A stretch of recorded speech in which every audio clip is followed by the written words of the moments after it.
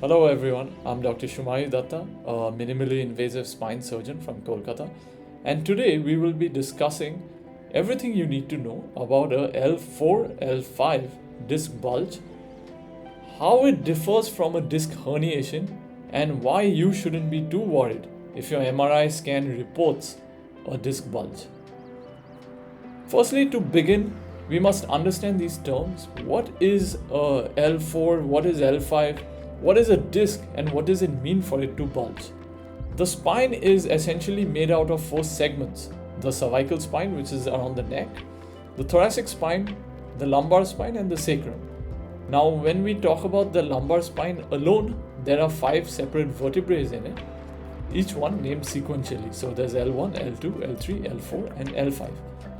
Now, between each of these 2 vertebrae or the bony structures is a disc.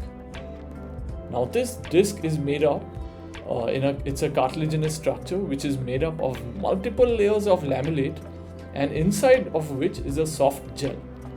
We call this gel a nucleus pulposus. The disc itself is a very important structure to the body and it has many functions.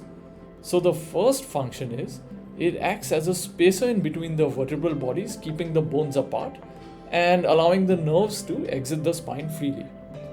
The second function a disc has is that it cushions the spine. It acts like a cushion in front of the spine. And the third function is it resists movement.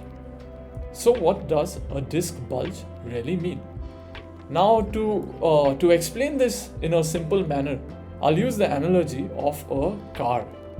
So say you've been driving your car for many years and the tires, which were when new were nice and taut, are now becoming a little bit, they're not flat, but they've lost a little bit of air and they're bulging out on the sides. This is what a bulge is. It's different from a herniation in the sense a herniation is when that tire would rupture and the air from inside would come out. So another analogy for a herniation would be think of a donut. You're putting pressure on the donut. The chocolate donut, the chocolate filling is starting to come out a little bit. That itself is the bulge. But if you suddenly put a lot of pressure on the donut and a little bit pops out, then that's a herniation. This seemingly small difference between a disc bulge and a disc herniation actually has many repercussions. First of all, a disc bulge may not even cause symptoms. It may cause some back pain episodically and maybe nothing more than that. But a disc herniation will most often cause symptoms. And the symptoms would not just be back pain, but it would also be sciatica or radiculopathy, where the pain is shooting down the legs. Or if you have a disc herniation in the cervical spine, it would cause what we call brachialgia, or pain shooting down the arms. Another thing to note about a disc bulge is that this is most often a degenerative process, meaning it is a part and parcel of aging itself. As we grow older, the spine becomes a little bit weaker, and these discs also, having faced so much of load cycles over the years, starts wearing down a little bit and they start bulging. There's nothing wrong with the disc bulge. But if it tears out, then it's a herniation and that's a different entity altogether. If you found this video helpful, please do consider sharing it and subscribing to the channel to show some support. Now, getting back to the content, the treatment of a disc bulge would be in 2 parts. The first part would entail some rest, and most often that itself is good enough.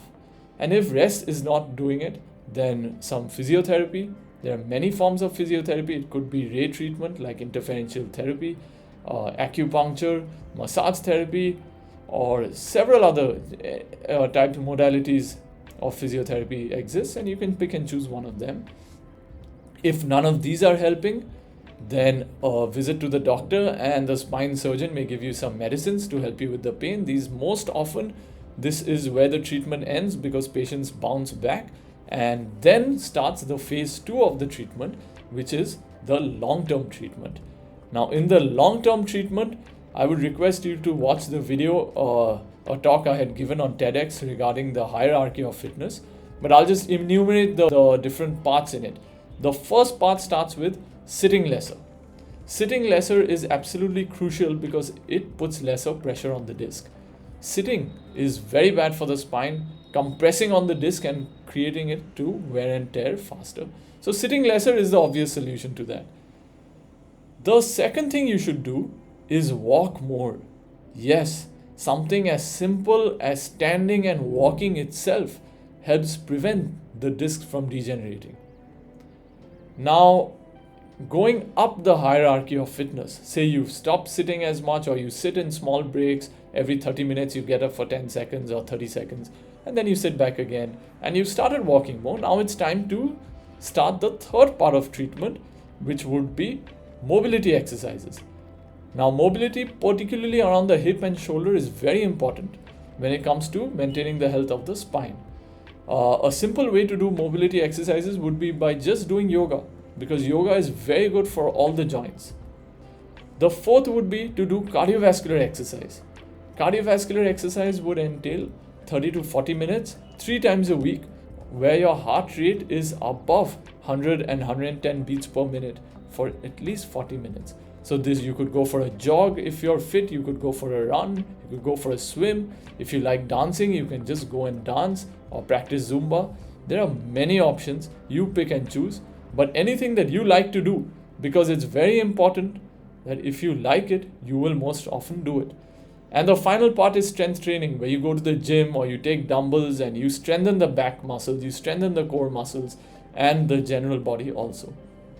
So with that, I hope this video has been helpful. I hope this has clarified the difference between a disc bulge and a herniation, and that if your report does say a disc bulge, why you need not worry too much about it. Take care. I'll see you at my next video.